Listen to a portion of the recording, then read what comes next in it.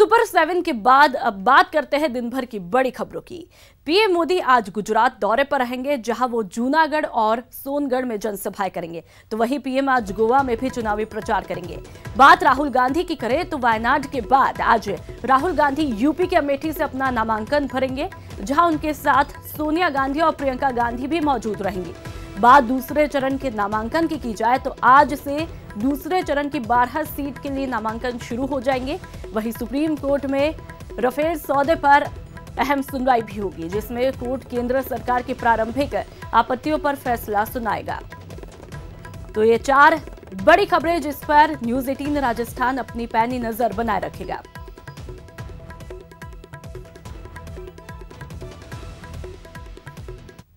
केरल के वायनाड से पर्चा भरने के बाद कांग्रेस अध्यक्ष राहुल गांधी आज यूपी के अमेठी से भी नामांकन दाखिल करेंगे। राहुल विशेष विमान से सुबह करीब 9:30 बजे अमेठी पहुंचेंगे। उनके साथ प्रियंका गांधी और सोनिया गांधी भी मौजूद होंगी। राहुल गांधी पर्चा भरने के पहले एक छोटा रोड शो करेंगे। राहुल मुंशीगंज दरपीपुर के रास्ते होते हुए गौरीगंज जाएंगे। राहुल गांधी अमेठी से लगातार 3 बार सांसद चुने गए हैं। 2004 में उन्होंने पहली बार यहां से जीत हासिल की थी, फिर 2009 में और 2014 में भी वो इस सीट से ही जीते रहे। अमेठी में 5वें चरण में 6 मई को मतदान होगा।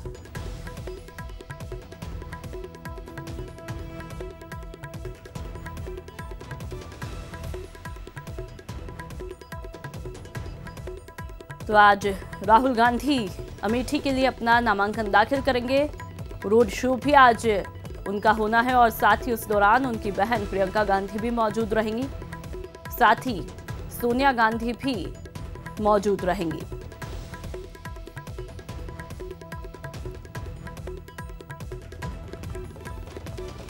तो आज राहुल गांधी का शक्ति प्रदर्शन देखने को मिलेगा और नामांकन की प्रक्रिया से पहले वो अपना रोड शो करेंगे।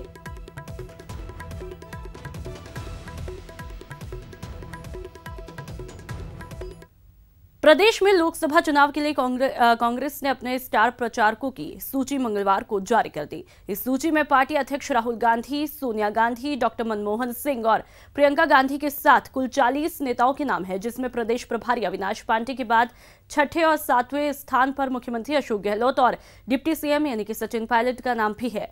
अन्य स्टार प्रचारकों में शत्रुघ्न सिन्हा, नवजोत सिंह सिद्धू, कमलनाथ और कैप्टन अमरिंदर सिंह भी शामिल है।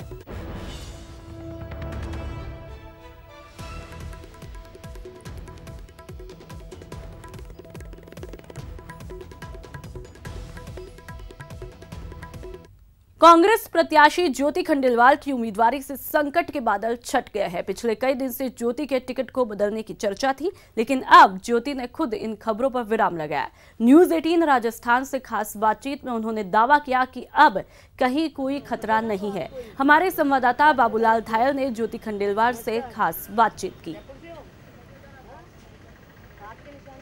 मैडम, पहले चर्चाएं चल रही थी कि आपका टिकट बदला जा रहा है, अब नामांकन दाखिल करने जा रही हैं, क्या बीच में कोई परेशानी थी, कोई दिक्कत थी जिसकी वजह से ये खबरें उछाली गई, या सिर्फ ये अफवाहें थी? किसकी देन थी? इन खबरों के पीछे सच क्या था? देखिए, मैं ये कहूँगी कि टिकट ना मिलने की जो है वो तो अफवाह कम्प्लीटली थी, लेकिन जो फेक न्यूज़ जिस तरीके से चलाई गई, मैं मानती हूँ कि वो ज़रूर एक साजिश का हिस्सा था। वो जिस तरीके से मुझे टिकट मिलने के बाद जयपुर का प्यार और आशीर्वाद मिल रहा था, साथ समर्थन मिल रहा था, उससे विपक्षी पार्टी बौखलाई भी थी और उन्होंने मेरा टिकट मिलते ही भी जिस तरीके से एक फेक न्यूज़ चलाई थी। ये बताइएगा कि रामचरण बोहरा को आप किस तरह से लेते हैं? क्या वो एक मजबूत बीजेपी के उम्मीदवार हैं, या आपको लगता है कि नहीं, 5 साल में जयपुर जनता ने उन्हें जांच परख लिया है और वो अब आपके सामने टिकेंगे नहीं? किस तरह के उम्मीदवार हैं वो आपकी नज़र में? मैं मानती हूँ कि चुनौती तो है, आप इसको दरकिनार नहीं कर सकते, क्योंकि लगभग 5.5 लाख की लीड जो है वो उनके पास है और वो मुझे कवर करनी है, इसलिए चुनौती तो है।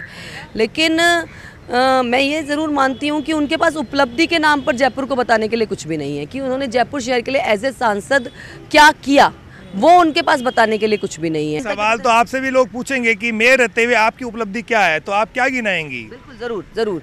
कांग्रेस की सरकार और मेरी मेयर रहते हुए मुझे लगता है जयपुर का कोई भी काम कांग्रेस के हाथ के बिना संभव ही नहीं दिख रहा है। मैडम, विधानसभा के चुनाव में पलड़ा कांग्रेस का भारी रहा, आपको लगता है कि इसका फायदा आपको लोकसभा के चुनाव में मिलेगा? मगर बीजेपी कहती है कि परकोटे में कांग्रेस इसलिए जीती कि वहाँ फर्जी वोटिंग हुई, वहाँ माइनॉरिटी ने जो है एक तरफा वोट किया, इसलिए उस इलाके में जरूर कांग्रेस लीड ले सकती है, लेकिन बाकी के एरिया में जो है बीजेपी बहुत अच्छा परफॉर्म करेगी। आपकी तैयारी क्या है और आपको लगता क्या है? मैं तो सबसे पहली बात कहना चाहूँगी कि मुझे पूरे जयपुर शहर से वोट मिलेंगे। मैंने पूरे जयपुर शहर के लिए काम किया है। सर्व समाज की लाडली हूँ जयपुर की, इस बात पे बड़ा गर्व है कि उनका लाड और प्यार मुझे बहुत मिला है, उनका आशीर्वाद मुझे बहुत मिला है, उनका साथ और सहयोग मुझे बहुत मिला है। इसलिए आंकड़ों में मैं विश्वास नहीं करती, लेकिन जीत का मुझे ज़रूर विश्वास है और वो जीत इतनी मजबूत होगी जो राजस्थान के मिशन 25 में अपनी मजबूत उपस्थिति दर्ज करवाएगी। बहुत बहुत शुक्रिया। तो ये थी ज्योति खंडेलवाल, जिन्हें भरोसा है कि वो ये चुनाव जरूर जीतेंगी, लेकिन उन्हें लंबा संघर्ष करना पड़ेगा और जयपुर के मतदाताओं को रिझाने के लिए उन्हें काफ़ी कोशिश करनी होगी। कैमरा पर्सन अमन के साथ बाबूलाल धायल, न्यूज़ 18 जयपुर। और अब बात दर्द दौसा की। बीजेपी ने 23 सीटों पर उम्मीदवारों के नामों का ऐलान कर दिया है। नागौर सीट पर हनुमान बेनीवाल के लिए छोड़ दी है, लेकिन दौसा सीट के दावेदार का फैसला अभी तक नहीं कर पाई है, लेकिन उम्मीद है कि जल्द ही इस सीट से उम्मीदवारों का ऐलान हो जाएगा। ये रिपोर्ट देखिए।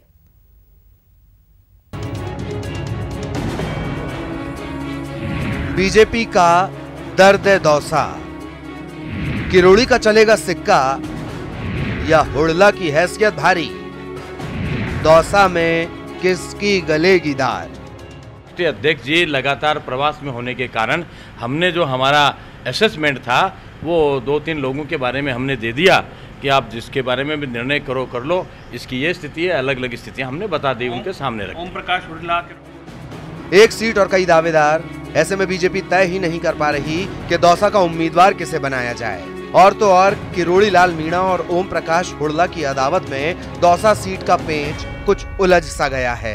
हालांकि बीजेपी का दावा है कि सब कुछ सुलझ गया, बस दौसा सीट के उम्मीदवार का ऐलान होना ही बाकी है। अपनी राय केंद्रीय पार्लियामेंट बोर्ड को बता दी है। केंद्रीय पार्लियामेंट बोर्ड ने राष्ट्रीय अध्यक्ष को अधिकृत किया है कि वो सीट को अनाउंस करें, वो एक आध दिन में हो जाएगी। किसी तरह का कोई डिस्प्यूट, किसी तरह का कोई मनमुटाव, किसी तरह की कोई प्रॉब्लम नहीं है, सिर्फ एक निर्णय है, वो हो जाएगा। भले ही बीजेपी दावा कर रही है कि ऑल इज वेल है, लेकिन बीजेपी का दर्द दौसा साफ साफ छलक रहा है। बीजेपी ने गठबंधन समेत 24 सीटों पर उम्मीदवारों का ऐलान कर दिया है, लेकिन दौसा सीट पर अभी भी बीजेपी में पेंच फंसा है। किरोड़ी लाल मीणा और ओम प्रकाश हुड़ला की अदावत में नहीं हो पा रहा फैसला। विधानसभा चुनाव में टिकट कटने के बाद भी ओम प्रकाश हुड़ला ने महुआ से निर्दलीय जीत हासिल की। किरोड़ी लाल मीणा अपनी पत्नी गोलमा देवी या फिर भाई को टिकट दिलवाना चाह रहे हैं, जबकि ओम प्रकाश हुड़ला जसकौर को टिकट देने की पैरवी कर रहे हैं। पूर्व IAS अधिकारी चंद्रमोहन मीणा भी दौसा सीट से दावा ठोक रहे हैं। राजनीति में कोई सियासी दुश्मन नहीं होता। राजनीति में कब मित्र शत्रु हो जाए, कब शत्रु मित्र हो जाए, कब दोनों एक जगह हो जाए, कब दोनों अलग अलग हो जाए, कुछ पता नहीं होता। राजनीति रात को तारों की छाहों में चलती है। कोई हुड़दा फुड़दा से मेरा विरोध नहीं है। मैं वो पार्टी में नहीं है, जो पार्टी में नहीं है उसके साथ बैठूं ये किसी भी तरह से उचित नहीं है। और उन्होंने और रमेश जी ने मिलकर मेरे ऊपर बलात्कार का मुकदमा लगा दिया था। उसके बाद 354 का मुकदमा लगवा दिया खुद ओम प्रकाश हुड़ला ने। तो जो चरित्र हनन करे उसके साथ मैं कभी भी नहीं बैठ सकता, और पार्टी तय करेगी तो पार्टी का काम करेंगे। अपना अपना राग है और अपना अपना टशन। साफ है दौसा की टिकट वाली डगर बीजेपी के लिए आसान नहीं। न्यूज़ 18 के लिए जयपुर से बाबूलाल धायल के साथ सुधीर शर्मा की रिपोर्ट। बीकानेर का बॉस कौन बनेगा, फैसला तो 23 मई को होगा, लेकिन ज्योतिषाचार्य के मुताबिक बीकानेर में इस बार चुनावी मुकाबला कांटे का होगा और परिणाम चौंकाने वाला हो सकता है। रिपोर्ट में देखिए। कौन बनेगा बीकानेर का बॉस, क्या कहती है सितारों की चाल, कौन पड़ेगा किस पर भारी, अर्जुन राम मेघवाल का मेष मजबूत या मदन मेघवाल को सिंह बनाएगा विजयी।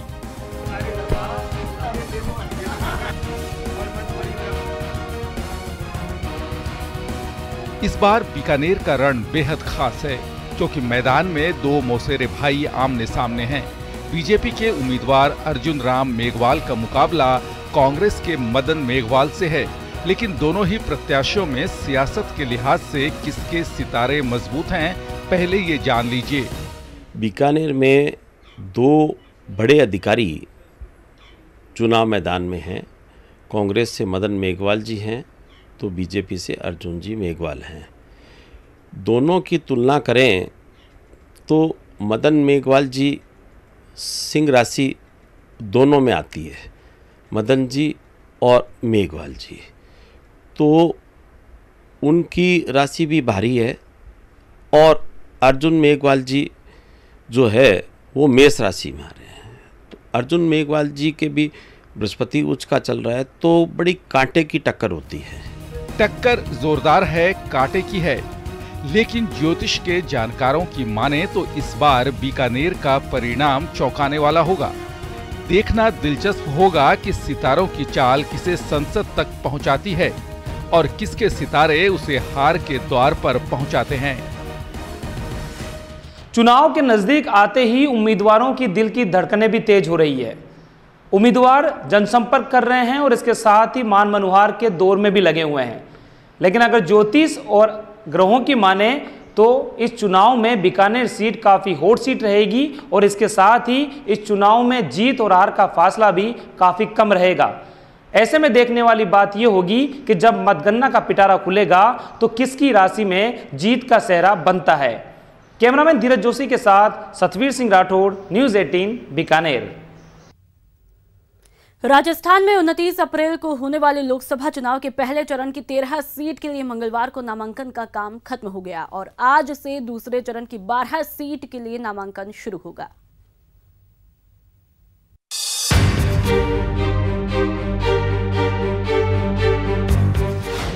दूसरे चरण के रण की तैयारी, 12 सीटों पर आज से नामांकन, 18 अप्रैल तक दाखिल कर सकेंगे पर्चा, 22 अप्रैल तक नाम वापसी, 6 मई को डाले जाएंगे वोट। नामांकन प्रक्रिया के साथ ही प्रदेश में लोकसभा चुनाव के दूसरे चरण के रण की तैयारी तेज हो गई है। जयपुर जिले की 2 सीट सहित 12 लोकसभा सीट के चुनाव के लिए प्रत्याशियों ने कमर कस ली है। दूसरे चरण की सभी सीट के लिए कांग्रेस अपने 12 योद्धाओं के नाम का ऐलान पहले ही कर चुकी है। वहीं दौसा को छोड़कर बीजेपी के भी रणबांकुरे तय हो चुके हैं, जिसके बाद मुकाबले की तस्वीर पूरी तरह साफ हो चुकी है। 6 मई को जिन 12 सीट के लिए वोटिंग होनी है उसमें 4 सीट अनुसूचित जाति के लिए जबकि 1 सीट अनुसूचित जनजाति के लिए आरक्षित है। इस चरण में कई दिग्गजों की प्रतिष्ठा दांव पर है। जयपुर ग्रामीण और नागौर सीट को सबसे हॉट माना जा रहा है।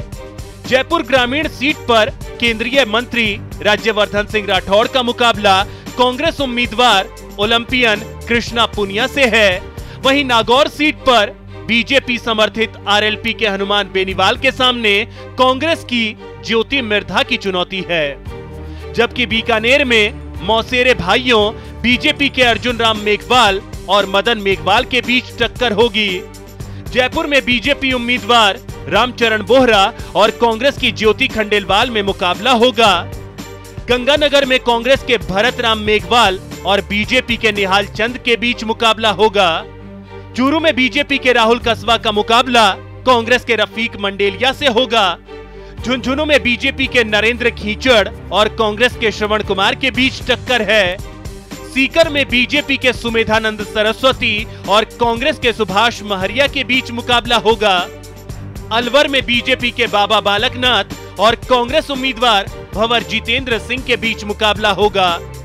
भरतपुर में बीजेपी की रंजीता कोहली और कांग्रेस के अभिजीत जाटव में टक्कर है। करौली धौलपुर में बीजेपी के मनोज राजौरिया का मुकाबला कांग्रेस के संजय जाटव से होगा। वहीं दौसा में कांग्रेस की सविता मीणा की किससे टक्कर होगी, ये बीजेपी उम्मीदवार की घोषणा के बाद तय होगा। दूसरे चरण के नामांकन प्रक्रिया के लिए जहां निर्वाचन विभाग पूरी तरह तैयार है, वहीं प्रत्याशी ज्योतिषियों की सलाह पर नामांकन का शुभ मुहूर्त और तारीख तय करने में जुटे हैं। न्यूज़ 18 के लिए जयपुर से गोवर्धन चौधरी के साथ बीके शर्मा की रिपोर्ट।